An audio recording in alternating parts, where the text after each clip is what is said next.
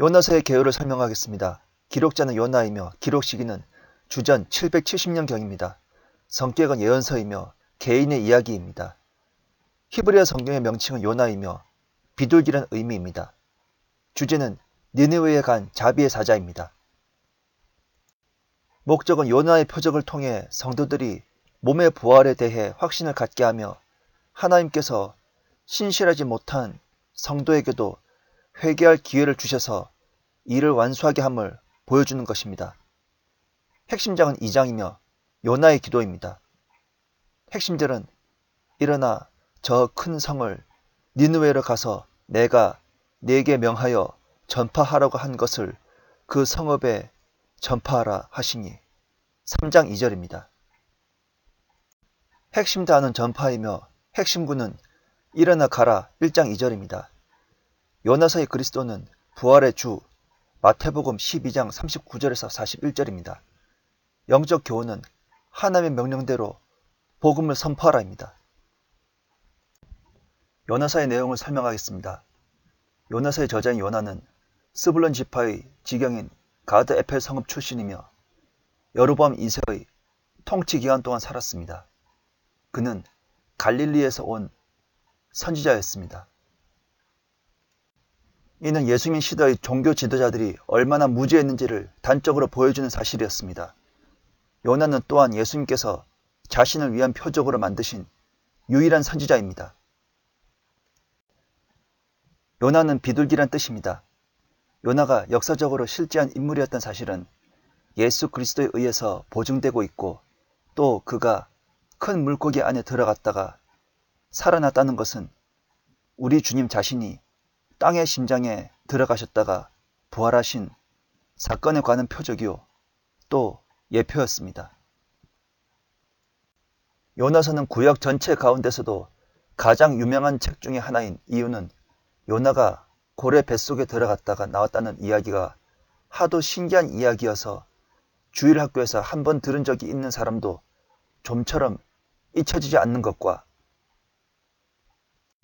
예수님의 말씀에 요나의 표적밖에는 보여줄 것이 없다 하며 그 사흘 밤낮 동안 고래 뱃속에 들어가 있던 것을 그분의 부활을 예언하시기에 인용하신 것으로 신약을 읽는 이에게 요나의 이름이 익숙하며 사상적으로 구약에서는 드물게 보는 만민 구원의 세계주의를 표방하고 있다는 점입니다.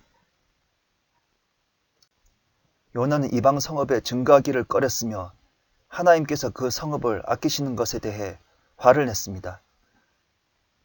그는 자신의 땅에서 벗어나 있는 이스라엘 민족이 이방인들과 불화하고 그러면서도 그들에게 장차 증거하게 될 일, 그리고 그들에게 쫓겨나지만 기적적으로 보호받게 될 일, 또한 장차 깊은 절망 속에서 하나님을 외쳐 부르다가 구원을 얻고 그 다음에는 이방인들을 향한 전도자들이 될 일 등을 예시하는 전형적인 인물입니다. 요나가 고래 뱃속에 있었다는 것과 관련해서 고래 상어의 뱃속에서 180cm의 사람의 뼈들이 그대로 발견되었습니다. 고래 연구의 권위자인 찰스 벨 에머슨에 따르면 흰긴 수염 고래는 그 길이가 최대 30m이고 그 무게는 147톤에 달하며 몸속에 공기가 있을 수 있는 공간이 19.43제곱미터에 달한다고 합니다. 향유고래는 죽기 전에 위의 내용물을 토해내기도 합니다. 1927년 프린스턴 리뷰는 한 사람이 이틀 동안 고래 뱃속에 있다가 구조된 사건을 실었습니다.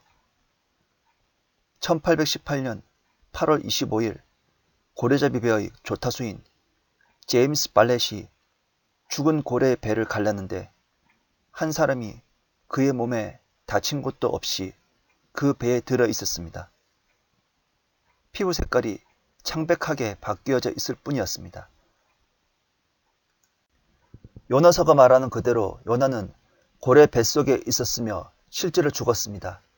그는 보내심을 받고 죽은 자 가운데서 살아나시며 이방인들에게 구원을 전해주시는 분으로서의 그리스도를 예표합니다.